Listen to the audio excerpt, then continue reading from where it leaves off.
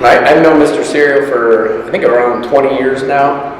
Him and I have coached soccer together for a number of years, won a lot of PAC championships. We're best buds. He drives me to school a lot, I drive him to school a lot, and we help each other out family-wise. We're kind of friends with each other, and just an all-around great guy. Serio, boy, he's a nice guy, a great teacher, and I remember he's so nice. He and I helped push a guy on a motorcycle to get him around the parking lot out back to see if we could get his bike running. So, a very good guy. I had Mr. Serio as a soccer coach, and he's a good coach and a nice guy. Shout out to Mr. Serio.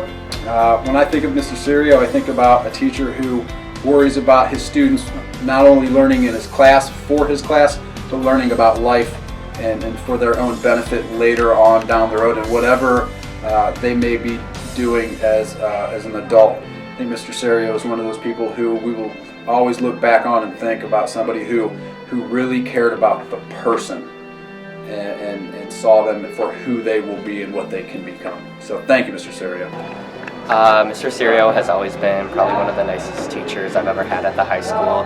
He really shows a care for all his students, and I really appreciate that. He's really personable and a nice guy. So Mr. Serio is not only an awesome coworker, but when I was here, he was one of my favorite teachers and saved my life junior year in his classroom. And to work with him has been fantastic. Not only do I work with him as a counselor and a teacher, but he helps me, well, I help him because he really does run it, the mindfulness and meditation group, and he's fantastic, and it's been a joy. Hi, I'm Abby Bonner. Hello. Congratulations. Thank you. So how many years have you been a teacher? I've been a teacher here. This will be my 20th year. At the end of this year, it'll be 20 years at Buckeye. Only place I've ever taught. It is? Yes. So what classes do you teach now? Recently acquired AP Psychology, which is Advanced Placement Psychology. I teach AP European History. I teach Philosophy, which is a love of wisdom. I teach world religions, comparative world religions, and I teach, next year I'll be teaching, hopefully, art history. Oh, and I taught big history this year, but I don't think we're going to offer it next year. So. And then what out of those, which one's is your favorite? I actually don't have a favorite. I'm finding the more I learn myself that all of these things have a beautiful like fabric and tapestry that sort of weave themselves into each other. So there's always certain points of access for each class that create some sort of great harmony between all of these disciplines. So I really don't have a favorite, but again, I like to access all of them for all my classes. So yeah. So I know you're doing a meditation class with Ms. Hogue. So why did you start it? Well, I think the meditation class grew out of my world religion class. I have a Buddhist friend of mine, and we've been friends for about 20 years now, and I always ask him to come and speak to my students. And so he came in once and he suggested that maybe we try and meditate during one of his presentations, and the kids really took to it. The idea with the administration's IDs and the like, and they suggested that maybe we try and bring it to Buckeye. And the idea of meditation and mindfulness is for kids in the morning or any time of the day to engage in what we call the practice of meditation. It's really a practice. It's not something that you sit and do and fold your legs and contemplate your navel and chant a mantra or eat bird seed and stuff like that. It's actually something where you can engage yourself, because we pay so little attention to ourselves, and oftentimes we're distracted. We go from one distraction after another, and mindfulness and meditation gives you an opportunity to find some sort of harmony within yourself and achieve some sort of homeostasis between yourself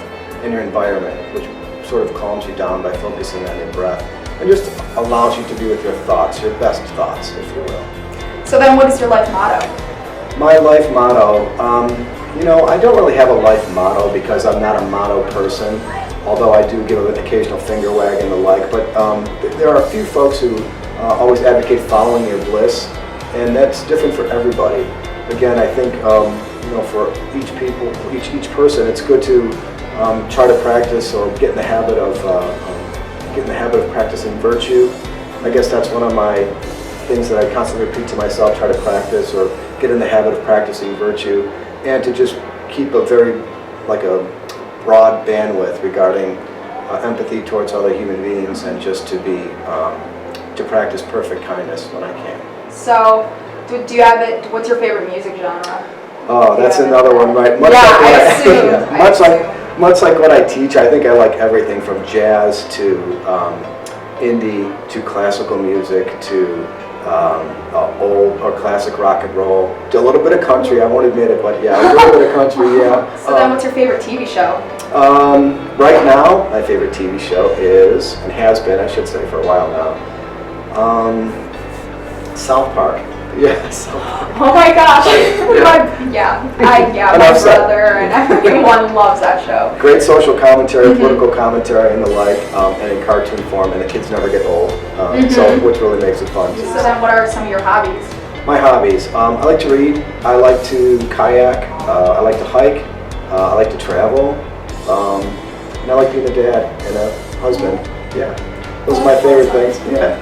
That's awesome. All right. Well, that is it for the questions. Thank you so much. I really appreciate it. My pleasure. Yeah, good to meet you. It was so nice meeting you. Good to meet you as well.